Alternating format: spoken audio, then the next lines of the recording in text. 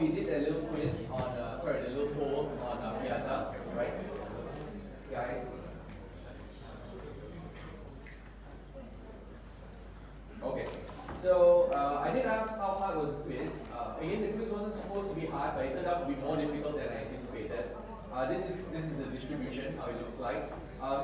My expected distribution was maybe like this.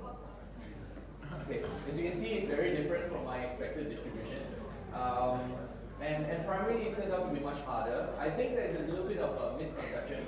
When I say that the problems are straightforward, I don't mean that it's like rigorously taken straightforward. I won't ask you things like what is a queue, what is a stack, what is a linked list. You know, that's something you can look up, right? And it's open book quiz, so there's no point me asking you those questions. When I say it's a test whether you've absorbed the material, it means knowing how to apply the different methods and different AD keys and different algorithms, as well as change it to match a particular problem. So let's cover some quick. This is the first quiz, so this is invariably what happened, but we'll try to remedy this as we go. Okay. So some common issues. Number one, asymptotic analysis. First thing I want to admit, problem 1C, I've decided to give everyone 2 points for that. The reason is that it requires induction proof. You can intuit the answer and you can like kind of figure it out from recurrence, but it's hard to prove rigorously. Okay, so for that, I'm going to give everyone 5 points. Thanks to Eldon for pointing out that it's actually harder than it looks. There are some, I think what we discovered is that I think people need practice with Big O, alright? So we'll organize a special class, okay? And you're welcome to attend a special class, especially if you feel as though you need. Okay, so there'll be more information coming, so stay tuned. Problem 2, the reverse polymerization and property quicksort. What we're seeing is overly complex, overly complicated algorithms for something that's quite straightforward actually. The algorithm itself, when it's revealed during a tutorial, you see that the algorithm is very straightforward. It's only a few lines of code, okay? But what we're seeing is very, very complicated algorithm where people use 2 or sometimes 3 different stacks or queues in order to solve this problem, which is not, you only need 1 stack, okay, for RPN, for example. Just 1 stack is sufficient to solve this problem. You just iterate through it. So I think that what is going on is that there is a problem with association. So when you see the problem, you really don't know how to go about it. So we'll try to cover that more and try to prepare you more for the common problems, okay? And some problem solving techniques. In general, you don't need to write very much. Trying to smoke through will probably not get you anywhere. So we've seen some answers where it's like a very, very long answer, but it's quite clear that the guy or girl is trying to smoke through, right? It's just like random stuff all put inside there. Don't do that because I mean, the TAs used to be students, so they know as well, right? How all these tricks are done. So try not to do that. The next thing is don't expect us to extrapolate your answer. So I've seen cases where you give 1 step and you kind of expect us to fill in the rest of the blank. We cannot do that. Okay, because we are unable to replicate the way you're thinking, right? It doesn't work that way. You need to kind of detail it, so be precise, right? All the instruction terms will be precise. Again, we'll do more examples and more practice during the DGs and tutorials to get you used to this. Okay? Alright, so any questions about the quiz? You'll be getting back, I'm still grading, but I'm going to strive to get back all your quizzes by this Friday in time for the tutorial when you go through the problems with the TA. Okay? Okay, any questions about the quiz or PS2 or anything like that? No? Okay, so let's jump straight into material. Today we'll be covering binary search trees, BSTs. We'll be analyzing performance as usual, and then we'll be talking a little bit about balance. Okay, what is this concept called balance? And then I'll talk about pre-order, post-order, like in-order tree traversals. Okay, how you go through the tree in particular. Okay, so let's start with the problem. We'll start with the problem. So imagine it's you're a startup in Naruto. So the Stop Poverty Charity calls, right? And it says, okay, we're going to want to provide financial aid to families, but to find out which families are deserving, we need to kind of sort them out and try to do some ordered operation. So we want to find out, for example, how many families earn exactly, let's say, some amount of money. And then we also want to know how many families earn less than a certain amount of money, let's say the minimum poverty line, and then we want to provide funds for them. Or we want to find out people who earn more than a certain amount, so we don't need to give them any money. Okay, so this is kind of like some of the questions that you might want to, some of the queries that you might want to do for this kind of problem. So what kind of operations will we need to perform for this particular case? Right? So maybe we can work this out together. This again is an ADT, right? It's an ADT. And like before, in the previous classes, what kind of operations do we need for this kind of ADT? Imagine it's at the store of families and how much data. So the usual is you want to put stuff in, so insert, yeah, okay, we can insert. Right, some more. So let's say I can insert X with a key, maybe. Let's do it with a key. Okay, what else? Sorry? Insert? Search. Ah, okay, search. Search for a key, let's say. What else? Sorry, delete? Huh? What? Eat. What do you eat? So you have to tell me what it does. So the operation is like has to do something. So what do you think? Oh, so what do you think might be? Just name an operation, something that you might want to do. We'll name them properly later. Less than, more than. Okay, so less than, more than, say, let's say.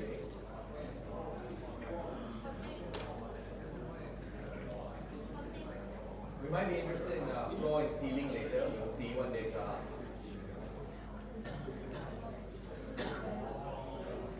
What else? Let's just do one more. Remove, thank you. Let's say remove something, okay, from the either X or the key, okay, by key, that's it. Okay, so these are just some of the operations. Of course, there are many more. These are some of the operations that we will be studying today. There's insert, key value, right? Search, delete, contains, whether the dictionary contains something or not. Floor and ceiling. This is less than and less than equal to, or ceiling more than equal to, and the size, for example, the size of the dictionary. So this is called an ordered dictionary ADT. Sometimes they call ordered symbol table. Seems a bit weird, but okay. Sometimes it's called the ordered symbol table. All right. So you see these terms used interchangeably when you look at the online material, for example. Okay. So today we'll be talking about what kind of data structures can be used to implement the dictionary ADTs. All right. So the key idea is that again we're going to use this old trick of ours, which is to exploit structure. All right. So the more ordered the structure, remember that we can speed up certain operations, but we're going to have to pay for this in some way. Right, so that's the key idea. So remember, we have our unordered array here, right? Which is unsorted array here, which is completely unordered. We have our sorted array here, which is ordered. They are like things like heaps, right? Which is something in the middle. Again, remember that from last week's class, insertions now are a little bit more expensive, but maxes are very cheap. Okay, for heaps compared to unsorted arrays. We're going to introduce a different structure this week. All right, these are no longer arrays. These are tree structures, and we're going to study balanced binary search trees. Today we're not going to cover balance so much, we're going to talk about binary search trees. Tomorrow we'll cover balancing, okay? So that's how we're going to study it. The nice thing about balanced binary search trees is that inserts are log n, maxes are log n, and searches are log n. So now everything is log n, which is very nice, right? We understand that log n is a very nice time complexity to have, okay? Alright, so remember what binary trees are, just some revision from last week. We have binary search trees like this. So you have your left child and your right child, your left link, your right link, right? Your height of the tree, remember, is the depth of this deepest node. So at the root, the height here is 3, right? And at the deepest node, the depth is 3. Okay? This is the root node, recall, right? These are your inner nodes, and these are your leaves. Okay? Alright, this is your left subtree and right subtree. So remember that every node can have a subtree below it. Alright? So this is the left subtree for the root and the right subtree for the node. If you're in this node, this is the left subtree, this is the right subtree, right? In this case, the subtree is just one node each. Okay? Alright. So this is what binary tree Java class might look like. Okay? So it's you have reference to your left tree, your right tree, and maybe to your parent. Okay, sometimes you have a reference to your parent as well. You have your key and your value. Okay, so this is an example of a binary tree in Java. Binary search trees, so that was a binary tree. So you must in your head keep this distinction between binary trees and binary search trees. Okay? Binary search trees are binary trees with additional properties. Okay, with additional properties. So what are these additional properties? The first property is that a node's left subtree only contains nodes with keys strictly less than the node's key. So everything here in the left subtree must be less than the key stored here. Alright? The node's right subtree only contains nodes with keys strictly larger than the node's key. So everything here is strictly larger. Okay? The left and right subtrees are binary trees. So this is a recursive definition. Okay? So yeah, they must be binary trees. Okay? And all the keys belong to the total order. So this is more, how to say, a formal way of specifying this. It just means that there are no two different keys can be considered equal. Okay? So it's either, if you have two keys, let's say U and B, it's either the case that U is less than B or B, U is, sorry, this would be U. U is more than B. Okay? No two different keys can be considered equal. All right. Okay. So let's do this quickly. Let's try to firm up this by some examples. So is the image there BST? So let's do this to check. All right. Let's check whether the left subtree for every node, the left subtree contains keys strictly less than the node's key. So this is 50. Let's look at the left subtree. Is everything here less than 50? Yes, right? If everything in the right subtree is more than 50? Yes, okay. So we got these two. The left and right subtrees are binary trees, and that's true, right? Then you have to verify this for every node. Okay, you can't just verify for one node, you have to verify for every node. Okay? And the keys belong to a total order, you can tell, right? Okay, so in this case, the image above is a BST. Right? It's a BST. So I want to clarify something that students tend to make a mistake on for exams, for example. So in the maxC property, remember that when we were talking about maxC, we only had to make sure that the children's keys were less than the node's key, right? In binary search trees, you have to make sure that the entire subtree, okay, let's say left subtree contains nodes with contains keys strictly less than the node's key. So you have to look at the entire subtree. You cannot just look at the children. Okay? So please keep that in mind. Alright, so let's do this. Is the image above a BST? So can you guys say? Is this a BST? No. So why not? We have to identify why not. Why is it not a BST? Which property is violated? Oh, okay. So some people are saying left, some people are saying right. Actually, a lot of violations, right? This is really not a good binary search tree. There are a lot of violations here. Okay, so this is not a BST. How about this one? Is the image on the left a BST? Image above, sorry, image above a BST? Yes, no, maybe? Yes, correct. This is a BST. You double check, right? All the properties are. Okay, is this a BST? Yes, it is a BST. Correct, it is a BST. Why is it a BST? Because all these properties still hold, right? It just happens that this is a chain, right? But it is a BST. Okay, how about this one? What's wrong? Sorry? Yeah, okay, right? So there are two actually, two mistakes. One here, one here, one here. Okay, good job. Is the image above BST? Yes. This one? Is there much above a BST? So what's different about this than the rest? There is a duplicate. So is this a BST? So the duplicate's here, right?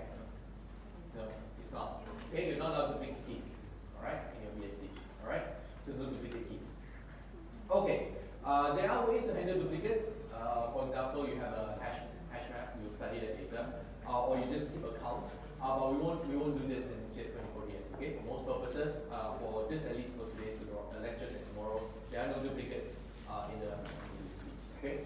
All right. So let's look at these basic operations. We'll start with the basic operations. Let's start with height.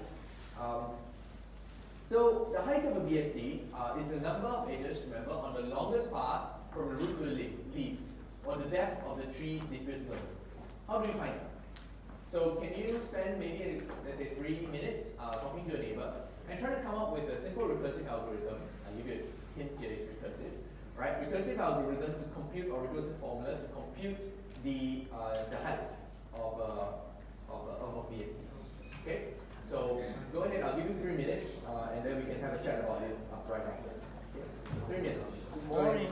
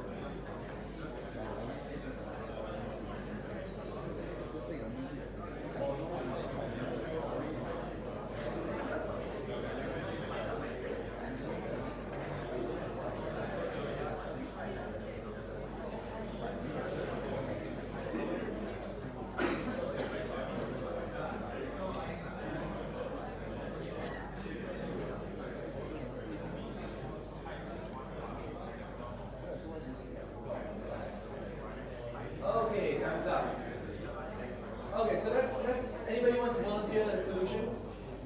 Anybody wants to volunteer a solution? Be brave. Anybody wants to volunteer a solution? If not, we'll go through it together. Okay, so let's think about how we can solve this. Alright? So imagine if you were given this question on an exam, say a quiz or you're in a Google interview and they ask you this question. So how do you solve this problem? So I gave you a hint by saying it's recursive, right? So it's a recursive solution. Okay, so when I like the top-down kind of way of thinking about recursive functions. So imagine as though you were given this magical function that you already have, let's say and it's called, let's say, height, right? Or let's call it height. Okay, and height takes in, let's say, a binary, BST. Okay, so let's call it BST and some node. All right, so BST, let's call it. All right. So imagine I already had this. Now there are 2 ways to think about it. I'll work out the base case first, okay? So let's talk about the base case. The base case, right, will probably be a leaf. If you only have 1 node, right? Then what's the height of your leaf? 0. Look here. Height at the leaves. What are the height at the leaves? 0. 0. Great. So the height in the base case, right, is 0. All right. Now let's think about for every node. Every node that is not a leaf. Okay. Now, for every node that's not a leaf, how many children do you have? 2, right? So I probably can call height on my left child and height on my right child. Okay. Now, if I call height on my right child on my left child, so I get back their height. So imagine how do I combine this information to get my height? Okay, how do I get the information? So let's look at the example. This example is here, so let's look at it. Let's look at the root node. Okay, let's look at the root node. Now, we have a left subtree and a right subtree. And we have this, we have this function height, right, which can return the heights of the left subtree and right subtree. So this guy is going to return 1, right, because that's the height of this node. This guy is going to, when you call it on the right subtree, it's going to return 2. Okay? So how do I combine this information to get my height? So by definition, the height is the number of edges on the longest path from the root to the leaf. Okay? So how do I combine this information? Which information is more valid, more important for me here? The height of the left subtree or the height of the right subtree? In this case, the right subtree, right? Because I want to get the longest path. Right? So I see which one is larger. I take that. In this case, it's 2. Right? Then I can't just take 2. What do I need to do with it? Plus 1, because I have this extra edge to account for now. Right? So if you do this, then you're going to get a formula, something that looks like this. Height b dot left. I'm just going to put left, okay, because I'm lazy. And height b dot right. This tells me the height, the max height, alright, of the two, and I'm going to add 2. Alright, so this is the case where I'm not in a leaf. Right? And I can call this recursively from the root. Okay, find my height. So that's the formula. That's the formula. And you can take this is how you think it through, right? So everyone's okay with this? Everyone saw how we can derive this formula? Good? Okay, good. This is a pseudocode for it. I'm not going to go through it, but you can go through it as just an example for you to work through if you wanted a more precise example. Okay? This is just an example for you to work through on your own time. Okay? Alright, so the rest of these operations, search, search min, all these are covered in Visual Go. So if you revise Visual Go, you've already seen them. But we'll cover them again today, alright? Maybe in a slightly different way so that it reinforces the information. Okay, so let's start with search, alright? And when I say cover it, we're going to try to derive some of this, right? On our own use class. Okay, so BSD searching, the idea is this. The idea is that we have this nice recursive structure, okay? And we're going to try to binary search in a BSD. That's the key idea. We're going to binary search in BSD. Alright? The reason why we can binary search is that, you know, if let's say you're searching for 72, and this is the root, you know, the key at the root node is 41. Do I have to search anywhere inside the left subtree? No. Why? Because you have maintained this order. This order is that anything in the left subtree must be less than 41. So you never have to look at that side, right? So it's like binary search, right? Remember binary search? We just if the array is completely sorted, you just look in the wherever the middle is, let's say, and if it's bigger, then you just throw away half the array, right? In this case, we can throw away part of the tree. Okay, we can throw away part of the tree. Okay, so we're going to call current.search, or what if the current node is current, right? If it's root, then it's a root.search. Okay. And we're going to try to derive this. Alright, so let's just say we are searching for, okay, so we're searching for 72, alright? So let's look, is 72 bigger than 41 or less than?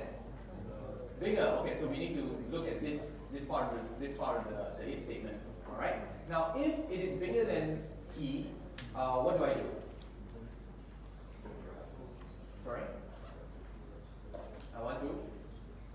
Search right. Yeah, I search on the right, right? I search on the right simply by calling this recursively, right? I call it recursively. So I call it on my right subtree, all right? My right child, all right? And I keep doing, I do that. So I go down here, I repeat the same process. 72 is bigger than 65, all right? Then I get a 91. So 91, is it bigger or less than 72? Bigger. Bigger. Okay, thank you. So now what do I need to do? Yeah, I need to search left, right? Okay, so that's where I get 72, print. Is this code correct? We're done, right? Is this code correct? What's wrong? If the key is not found, then we have a problem, right? We have no way of solving this problem if the key is not found. So imagine if I was searching for 51, I would just recurse down to 50, and then this code will give me the correct answer. Okay, so you need to check, right? Essentially, whether you hit a null, right? If it's not null, then you keep searching. If not, then you're going to have a problem. Okay, so you need to check for the situation that the key doesn't exist in the final situation. Okay, so let's look for search min and search max. This one's easy. So where is the minimum key located? Where is the smallest key? Left, right? How far left? Very far left, right? All the way down here. Where's the maximum? Right, all the way right. Okay, so this is easy. It's just the leftmost node and the rightmost node, and you can check, right? How to do this? You just keep searching minimum until you get to the end. All right, so that's the way to do it. Very easy. So let's do a quick poll, right? In the standard BST, which of the following has the highest worst case time complexity? Search min, search max, search both A and B, or E, they are all the same. Alright, so think about the operations that we've covered. What do you think has the most time consuming? All the same. So people are already putting it in. I think It's all the same. I'll give you 20 seconds or so.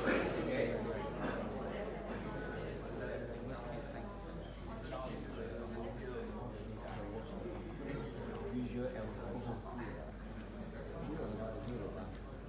Nope. Okay. Was that there by excited? Pick something else. It's always exciting. Unbalanced tree. Okay, 24. 100%, 25. Okay, so everyone is just like going with they're all the same. So the right answer, of course, is they're all the same, right? And it's not only important to know they're all the same, but what is the complexity? And the complexity is simply OH, where H is the height of the BST. Okay? Whatever the height of the BST is, that's going to be a time complexity. And it's not hard to see why, right? Searching, you're basically searching recursively down, right, until you find the item. Left and right, you have to go all the way left, all the way right, and that depends on the height of the tree. Okay?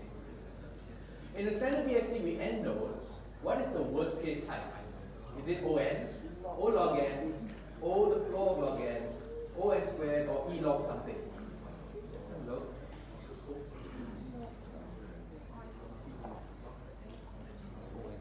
Oops. Right. This one.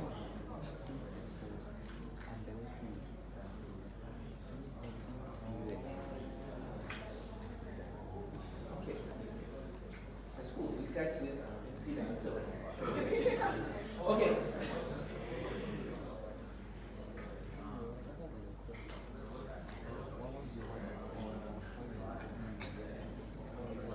Okay, so there are 23 results in so far. Most people are saying ON, linear. A few people are saying O, the floor of log n. Some people saying log n, and 10% are saying log something. Right? So let's have a look at the answer. And the answer is ON. So why is it ON? It's ON because BSTs, if it's not balanced, right, they can be lopsided. Remember we saw earlier, actually we saw an example of this earlier, right? We're asking whether it's a BST. There are examples where BSTs are simply form a chain, right? They say all the way down the left, all the way down the right, or all the way down the left, right? And that forms a chain. This is not pleasant. You can form like zigzag chains as well, right? So there are situations where BSTs can form a chain, right? So that's not pleasant. That will mean that your worst case height is linear, okay? It's just equal to the number of elements. Okay, so now let's look at successors and predecessors. I'm only going to talk about successors because predecessors are very consistent. Like a mirror operation, you can derive it like before. Okay, once you know how the successor is found. So the successor, what the operation does is it returns the key, the next key which is larger than k. Alright, that's why I want to return the next key larger than k. So I'm given a node O with key k. Alright, O successor is the node with the smallest key that is larger than k. Alright, that's why I want to node with the smallest key that is larger than k. So here, if the node is this node here, 65, alright, which of the following is the keys of O's successor node? Is it 41? How many people think it's 41? 41? 41? 41? 91, 72, 50, impossible to determine. So I'm glad most of you discovered is 72, right? It's 72. That is the successor node. And we'll be talking about how to find the successor node. Alright? And the successor node, where it is actually depends. Alright? So there are two cases. Alright?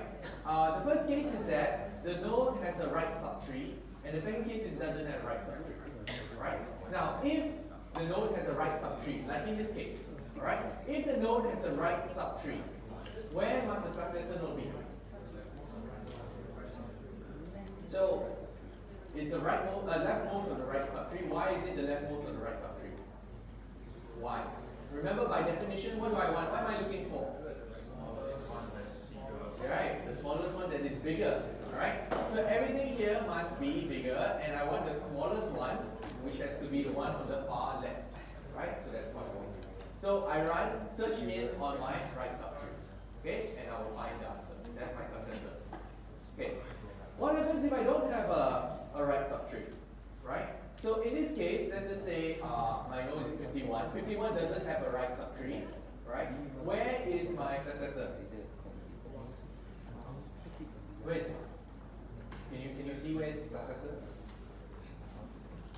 Somebody else, 65, right? 65? Yeah, okay. So 65 is the successor, but what's the formula for getting 65, right? How do we find a 65 in arbitrary kind of BST? So that's the successor. Let's try to think about this carefully, okay? How do we find the successor? So my claim is the successor will be high up in the tree, okay? And there are two cases, okay? There are two cases. O is the left child, or O is the right child. Okay, the two possible cases. Now, this is successor as I said before, right? Let's look at the case where O is a left child. O is a left child. So all these cases, I'm going to look at them and then we'll see where is the successor in each case. So let's start with 11. Where is the successor? 20. Okay, 20. Where is the successor? 41. 49. Where is the successor? 50. 72. Where is the successor? 91. Do you see a pattern? Where is it? It's the parent. Great. The successor is always O's parent. If O is the left child. Okay? If O is the left child. Now O is the right child. Okay? I'm gonna prove first that O is the successor's if O is the left child, then the successor must be O's parent. Okay? And we use this example to prove the more complex case later. But the way we're going to show this is that we're going to show that it's not possible to be anywhere else. Okay? It must be the parent. Alright? So there are going to be a few groups of nodes where the successor can possibly be in. So here's the parent. Okay? It could be maybe on the it could be on the left, right? Towards the left of the parent. Okay? This is up P's left edge, P is the parent. Okay? There are nodes on the right, up the right of P's right edge. Okay? And possibly it could be down this side. Alright? Down P's right edge. Okay, so these clouds represent all the nodes that could possibly be in this area. Alright? Now we're going to look at each one and show that you cannot be any of those nodes. Okay, it can't be any of those nodes. Okay, let's look at A. Can the successor be in A? Can the successor be in A? Why not? Smaller, everything there is smaller, so it cannot be there. Okay, so with examination, it cannot be there. Right? That's out. That's completely out. Let's look at B. Can the successor be there? So nodes that are they bigger or smaller? They're bigger, right? They're bigger. But are they bigger than 72? Yes. Are they bigger than 91? They must be bigger than 91. So those that cannot be the successor also. That's also out. How about down here? Are they bigger or smaller? It must be bigger, right? And you know that they are bigger than 91, right? So they cannot be the successor either. So the only thing you're left with is 91, right? 91 has to be the successor node. Okay? Alright, now let's see the more complicated case where O is the right child. Okay, O is the right child. So let's look at this by examples again. Alright, let's start with 16.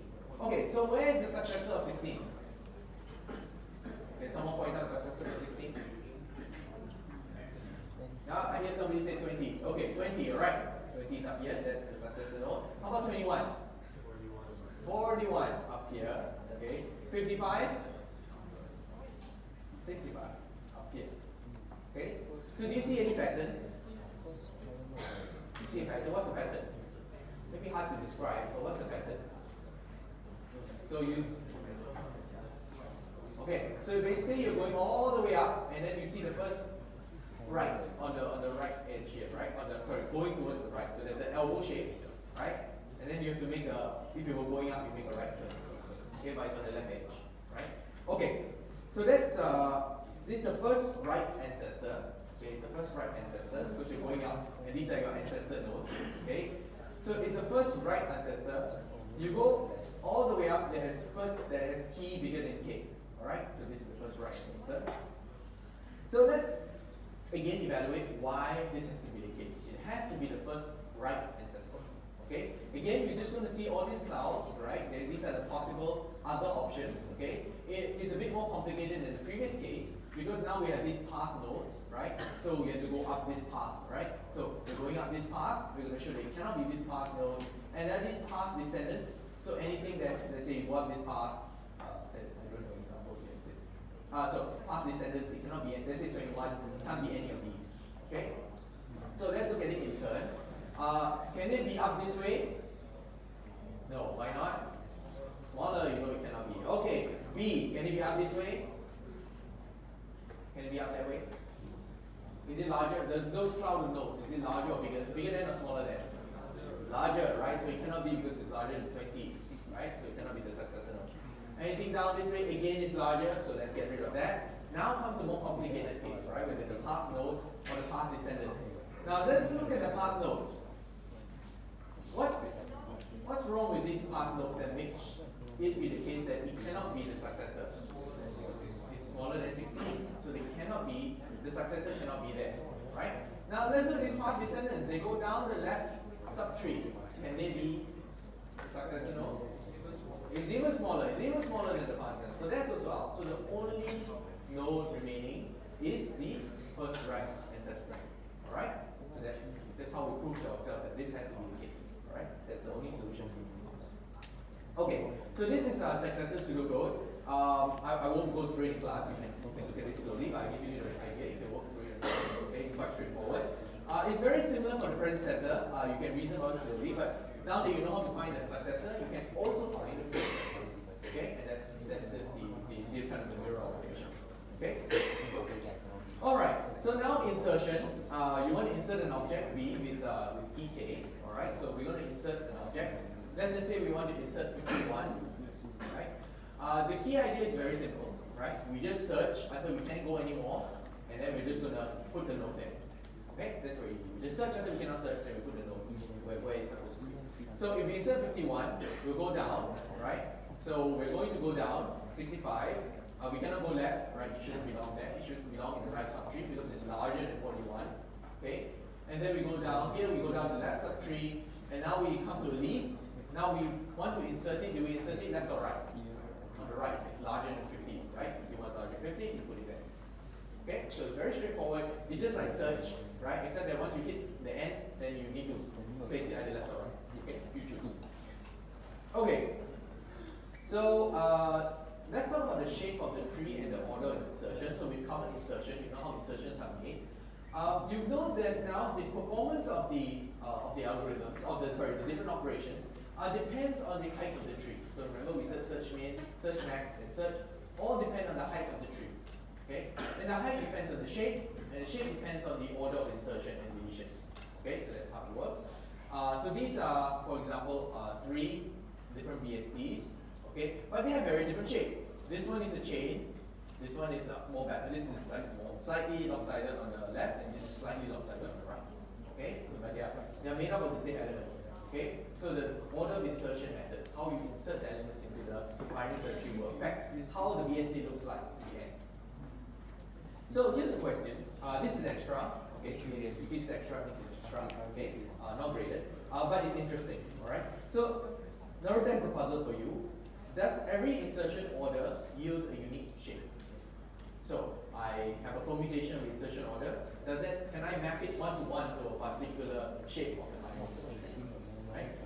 So have a chat with your friend next to you, right? I'll call you in about 20 seconds, okay? Just a short period of time, just for fun.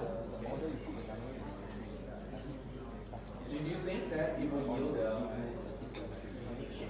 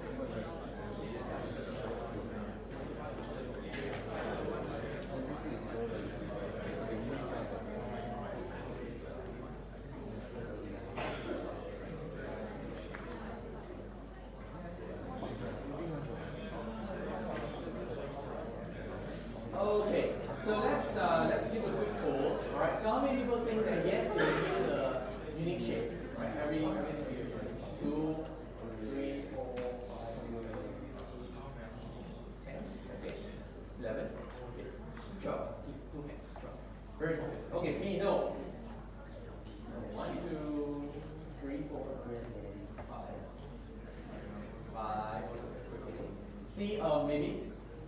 2, 3, 5. Okay. I have no idea what I'm doing. Okay. So let's have a look. The answer is no. Alright, it does not. It does not. Alright, it does not. And I'll give you an argument for just the numbers. Okay, the numbers that can possibly happen. So there are actually n factorial ways to order the insertion. You can think of every permutation that can occur. Right, that's a number of ways. But there are not that many number of binary trees. Okay, this is called the Catalan number. Okay, there's the Catalan numbers. You can Google them and find out what they are. There are more notes here. Right, how to derive these Catalan numbers. But these model how many types of, how many shapes of binary search trees there can be. All right. And you can look at the growth, right, of these two numbers. Right, these two. This is n factorial. This is Cn. Right, and you can see that n factorial is much larger than Cn. Right, so this is in a log scale, by the way. So you can't really map. Not all the different permutations will yield a unique shape. Okay, there's just not that many shapes. Right. Okay. Here's another question. Again, extra.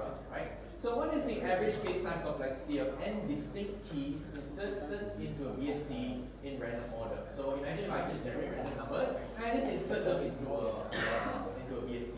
Okay. So let's just do this quickly. How many people think it's O1? We take a binary tree. O1. Hopefully nobody. Okay. ON. O log n. D. Okay, so it turns out that it's just going to be log n times, all right, to insert a particular element into the tree, all right. The proof for this one is very long, all right. So if you're very interested in the derivation of this proof, go look at the CRS textbook. It's in section 3.4 or section 3.2. Okay, I'll leave that for like a trouble box to you guys. Okay, let's look at delete. Let's look at delete. So delete is quite interesting. We're gonna search for a node. Okay, we're gonna search for a node, and then we're gonna handle one of 4 possible cases. Okay. So for example, if I delete 31, right? I search for the node first. If I don't find a node, what do I do?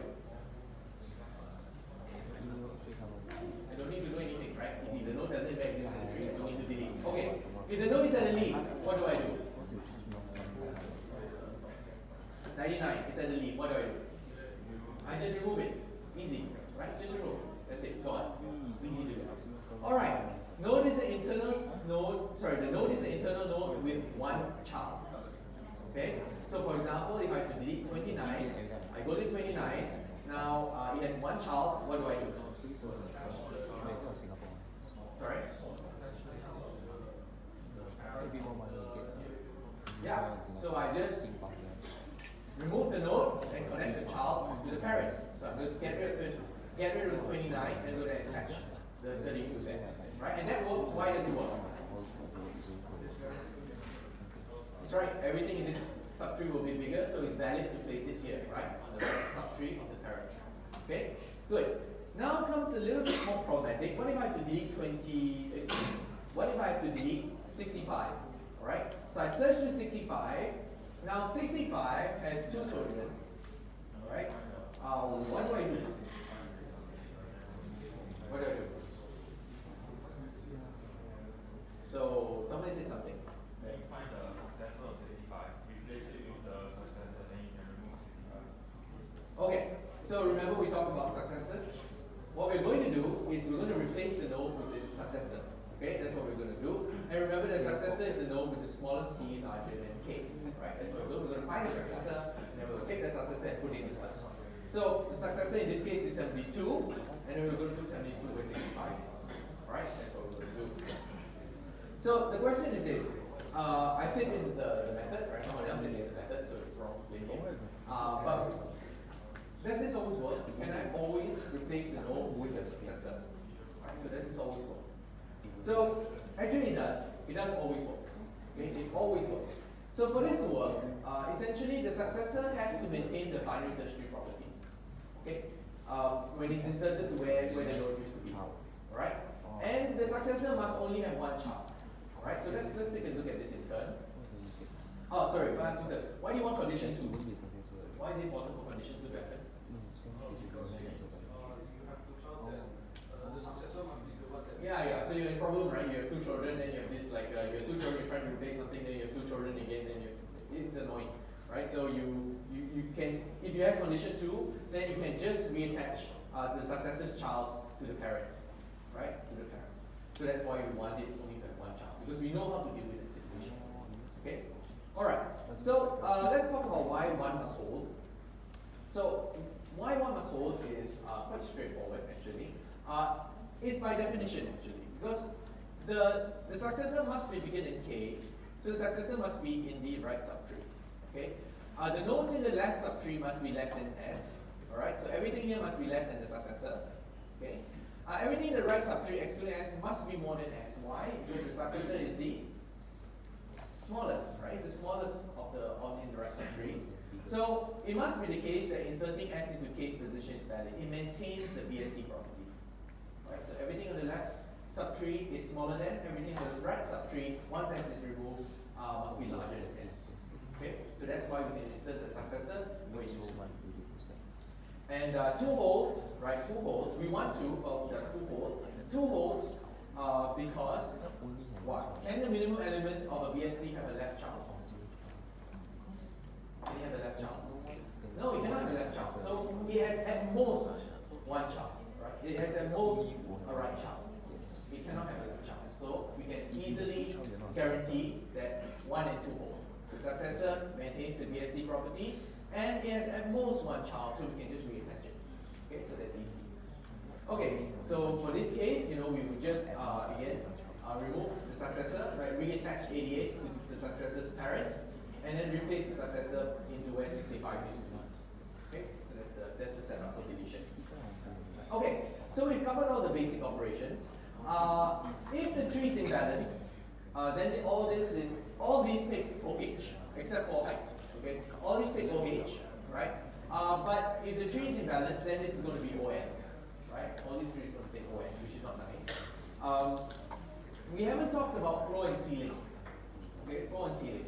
Floor and ceiling is which is actually more relevant for a particular problem, but they're not so basic.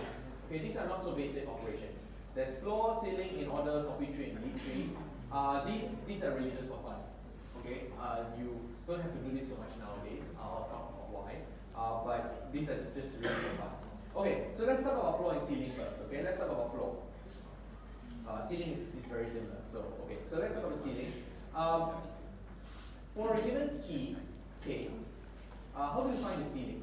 All right, so I'll give you, let's say 5 minutes. Okay, 5 minutes. Can you come up with the pseudocode for the algorithm for finding the ceiling?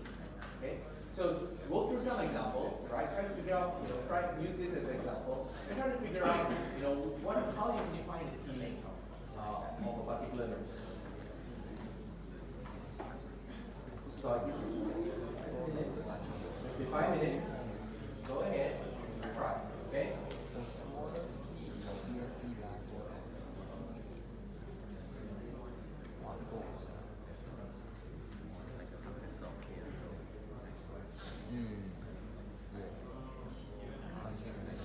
So as a hint, you might imagine that BSTs are these recursive structures, so your algorithm might also have a recursive label to it. Okay?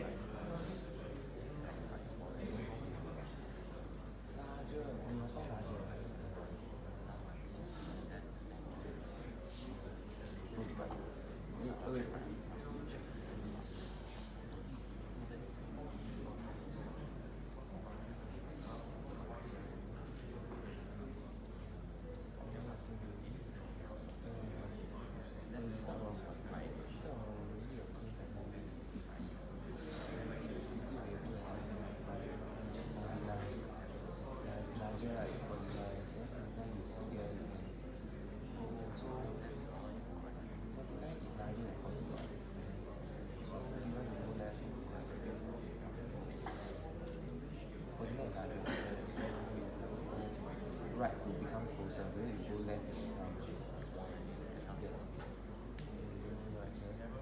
49 is it bigger than smaller is it also like for example case more than 41, so it's 39.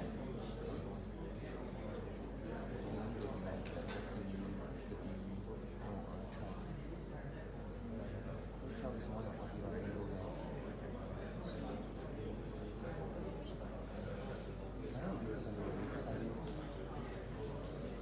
So really try to figure it out. Okay, don't look it up. Try to figure it out because it's important for you to try to understand how it is, right?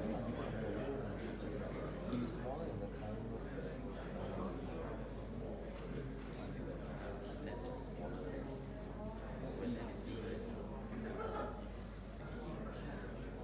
Bigger or equal to no bigger.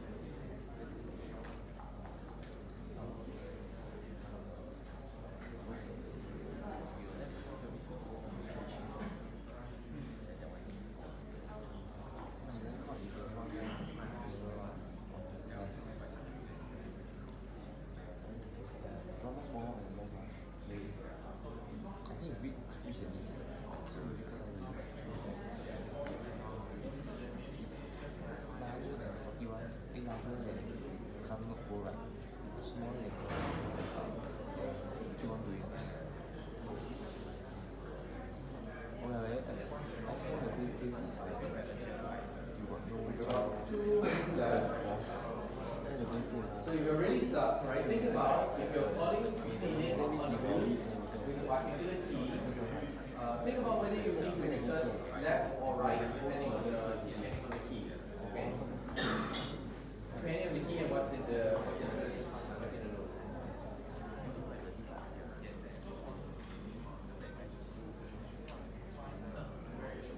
So it's like, okay, so maybe this is 72 times 4. So it's like, then how do I know? 49. So 49, you go there.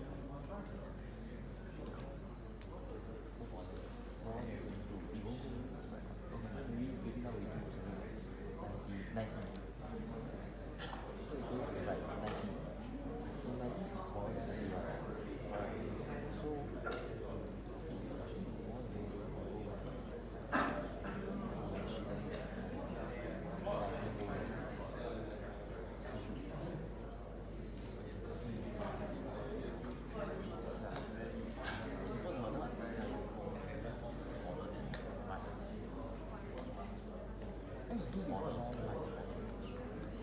smaller than 31.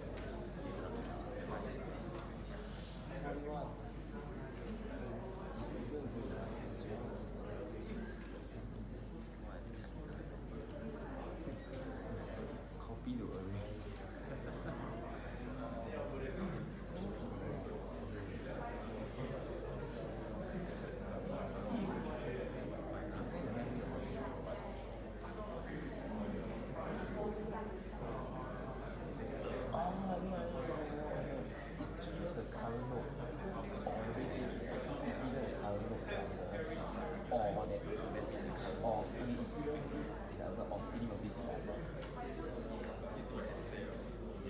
Okay, so time's up.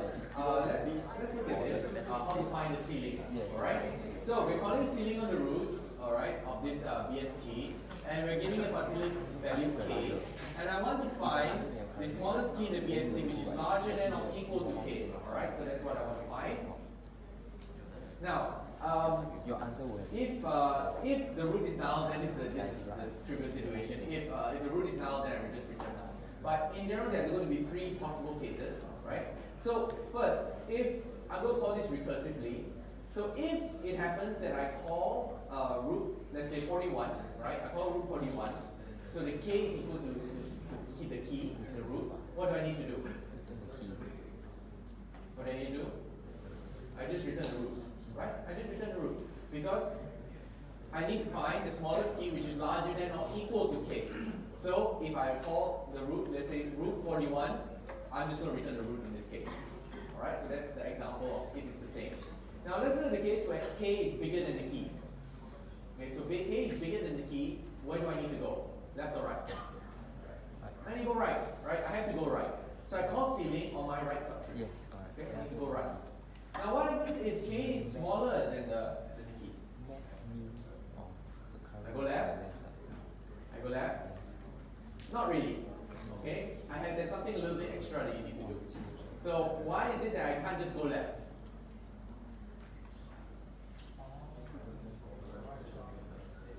Why I cannot just go left?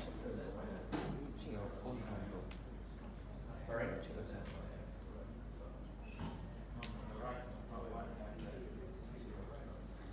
So think about the situation where maybe I want search for 71, let's say. 71. If I do search root 71, what happens? So put 41, where do I go? Right or left? Right. Then what do I do? Left. Okay. Then I get to 50. Left. What's going to happen? Left side. Do I return 50? 50 is wrong. 50 is not the answer. What's the right answer? 72. 72. Okay. So that should give you a hint, right? I can't just go left because why? Why can't I just go left? Account for your current node. Because I may be the success. I may be the ceiling. Okay? We can't just recurse left without thinking because you may be the ceiling. Okay? So you have to make sure, alright? So you do recurse left, but you check, alright? If it's not null, that means that you are the ceiling and then you return yourself. Okay? Otherwise, it must be the case. Otherwise, you return the value. Okay? So that's the idea.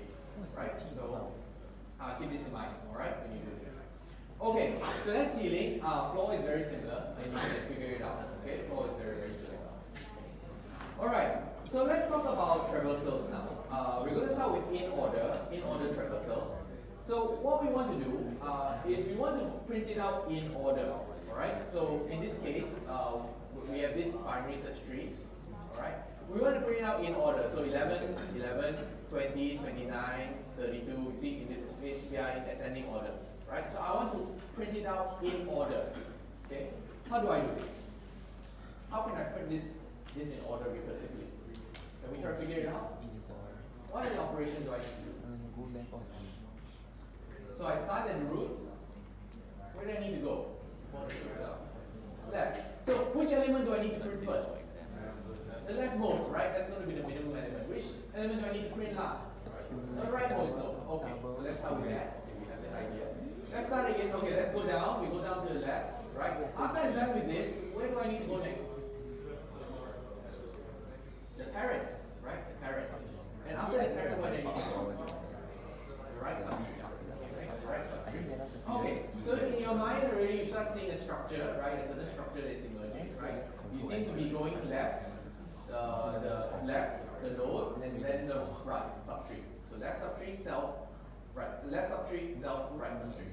Okay? And that's essentially the idea for in-order traversals. Okay? If the left subtree is not null, we do the in-order traversal on the left subtree, we visit ourselves, and then we do it on the right subtree. Okay? So that's the idea. It's just basically, what, 5 lines of code. Okay? Can we reduce to 3? Let's look at an example. Let's do 41. Alright, first we do down the left subtree.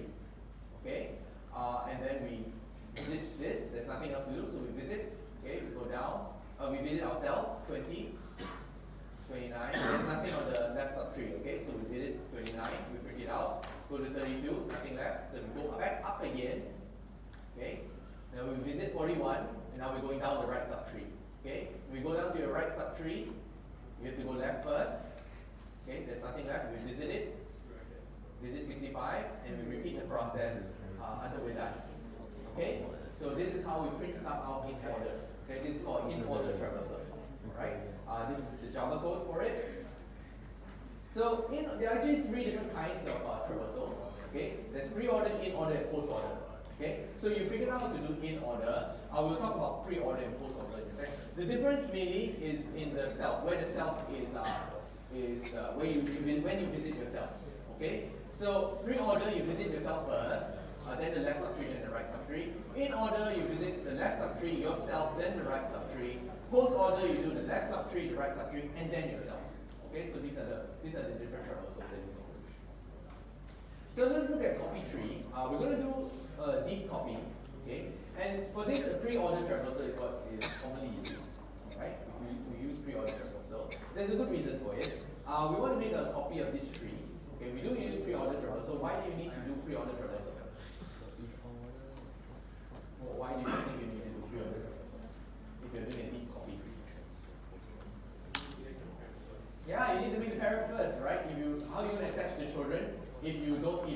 yourself, so you need to make a commit first. Okay, you need to make yourself first. So that's why. So this is how it looks like, right? You create a new node, and then you copy the left subtree, and you copy the right subtree.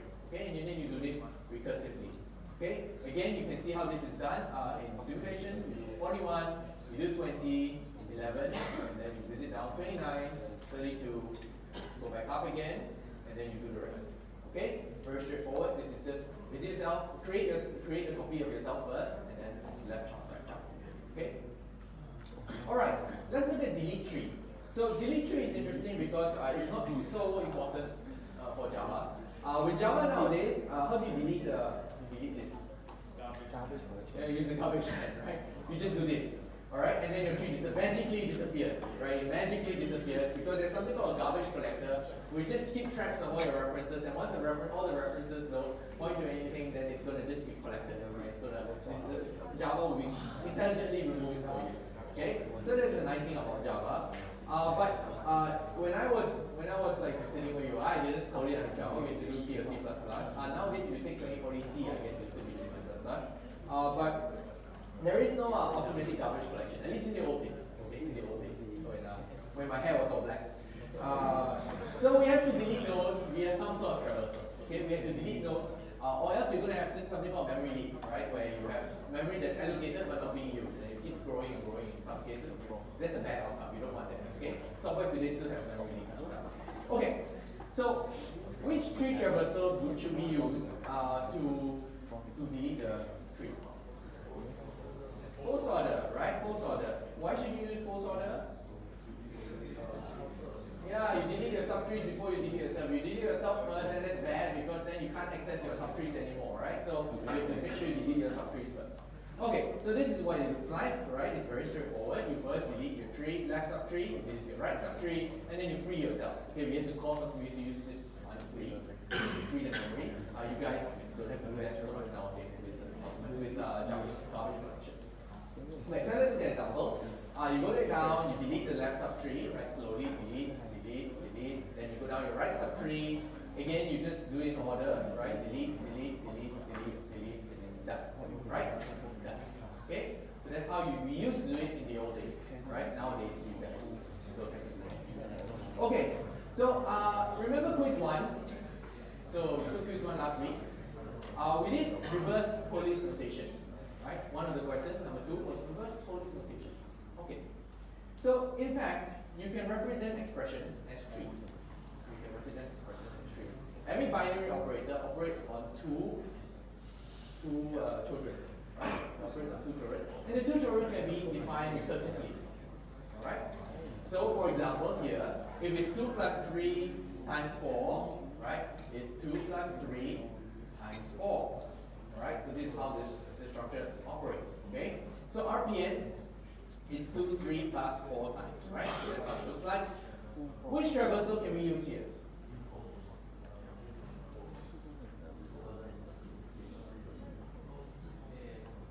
So if I'm at the node, right, I need to get whatever I need to operate on, right? Let's go to my left. Whatever I need to operate on, right, and then I execute my operation, right? So what is that? Post, right? Okay. So that's post order traversal essentially. So it might not surprise you that actually when you're doing it normal, right? That's called infix notation. As you can see, it's like in order traversal. But this is in postfix notation, right? Similar to post order traversal, right? So if you ever see postfix notation, it's reverse police notation essentially. And you can see how you can evaluate this using a post order traversal. Okay. All right. So back to our original problem. Okay, our original problem was that we have this, charity, and then we want to provide these kind of queries. Okay, we want to provide this kind of queries. So how do you do query A? Use BST. What can you do? You call which function? Search. The second one, what do you call? Less than or equal to? Less than or equal to? Floor. And then the other one? Ceiling. Right? And ceiling. Okay. That's all you need to do. Right? Very straightforward. And if you want to print everything in the subtree, then you print it in order. Okay. Very straightforward. Okay. So this is great. You've learned about BSTs. You know how they work now.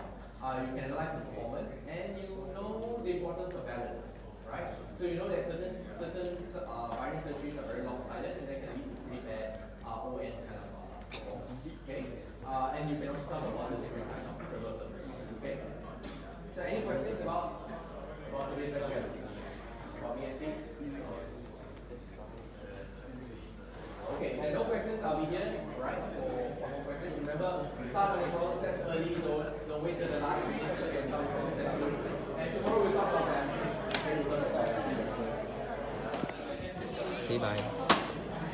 Hey.